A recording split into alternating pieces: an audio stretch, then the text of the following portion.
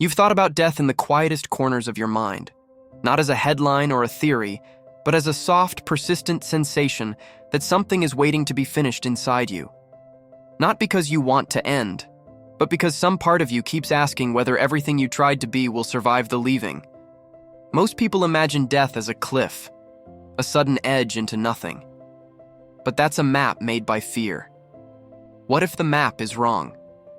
What if death is not a cliff at all, but a doorway, the self, walks through carrying pieces of what it once was, memories, habits, small rituals, and sets them down in a place you cannot see from here? Hold that thought. Stay with it. Something important is coming. You know the smaller deaths already. A job you loved evaporates. A partner stops answering. A hometown becomes memory. Each of those moments took a version of you and folded it away. You said goodbye, awkwardly, imperfectly, and you kept moving. You stitched yourself back into a new garment. If you could ask those vanished versions what happened, they would not say they were erased. They would say they were repurposed. So why are we so convinced the final change will be different? Why do we assume that the ultimate ending must be annihilation rather than rearrangement? Because the mind hates unpredictability. It fears endings when the next act is unknown. We panic less at change than at change without context. We panic at the thought that there will be nothing to gather the loose threads. Here's the first twist. Identity is a habit, not a thing. You practice who you are daily. You call yourself names. You keep stories. You build a narrative that allows you to move through the world. But those rituals and roles are scaffolding. When scaffolding comes down, what remains is the builder's hand. Quiet, continuous, one that saw the work done. The builder is not the scaffolding. Imagine a witness inside you. Not a dramatic soul image, but a quieter awareness that notices the play. That witness can remember across costumes. If that witness persists, then death could be a reorientation, a migration of perspective rather than a sunny erasure. The actor stops. The witness continues, collecting what matters. There is another twist, cultural and practical. Death is often made meaningful by ritual. Communities that prepare for endings gather memory and distribute it. Stories are told. Names are repeated. A life persists because others carry it forward. Perhaps death's threat is not biological but social. We worry that no one will remember us well enough to keep the pattern alive. So a simple strategy appears. Make remembering easy. Teach, tell, pass on. If memory is the mechanism that keeps someone present, then part of living is arranging those memories so they survive your absence. Keep following this with me. Another loop is opening. Think about memory like pockets in a coat. Each relationship, each habit, each tiny kindness is a token placed in a pocket. You accumulate them without noticing. Sometimes we think we are poor in meaning, but our pockets are full. The terror is the thought that the pockets will empty. But what if the pockets are not emptied at death? They move into a shared room where others can pick them up. The life you gave by habit or word remains because behavior echoes in others. Now, a practical exercise. Recall someone you loved who is no longer here. What remains of them? A joke, a way of sitting, a recipe, a correction you still hear in your head. Those are living traces. They prove that endings can be transformations, change remembered. But there is a darker current, and we must name it. Your anxiety about death often disguises a different fear, the fear of becoming meaningless to yourself.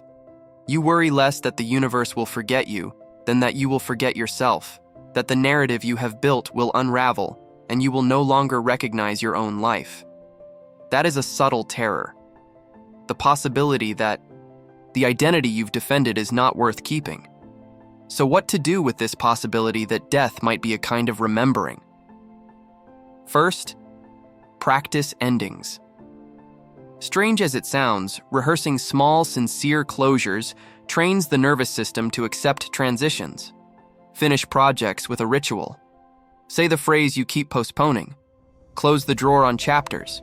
Each practiced ending teaches you endings are a form of stewardship, not surrender. Second, create memory scaffolding. If you want parts of your life to persist, leave them traceable. Record a voice note, write a short letter, teach one thing you value to someone who will carry it. These are small, tactical ways to ensure that the pattern you generated remains legible. Third, reframe presence. If life is a sequence of handoffs, then presence becomes an active offering. How would you live if every ordinary choice had the possibility of being remembered? Would you speak more kindly?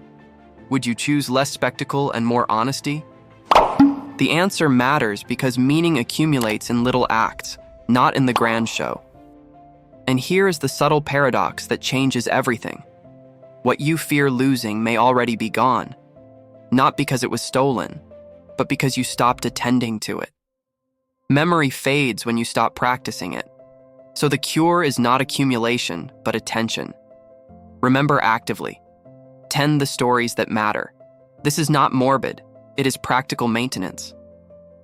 Now, before you drift, listen to the small voice that says, "This sounds comforting, but is it true?" That is the healthy doubt. Let it stay. Ask the question again in another hour. Good thinking refuses prematurely comfortable conclusions. The point is not to promise immortality, it's to expand the meaning of change.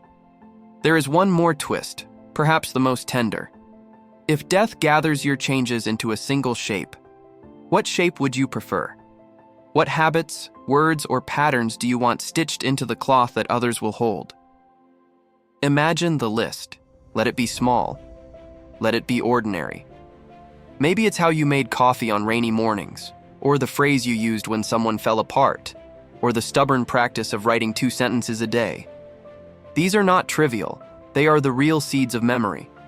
So I'll leave you with the question that refuses a tidy answer. If death is not erasure, but change remembered, what should you start remembering now? Don't rush to fix it. Don't weaponize this into productivity. Sit with the unease. Let it rearrange your priorities subtly. Let it soften your edges toward what matters. If this unsettled you even a little, name one small thing below that you'd like someone to remember about you. Not a legacy of fame, a single human detail. Write it. Let the act of saying be the first stitch. We'll meet again in this place where we hold strange questions softly. Come back next time.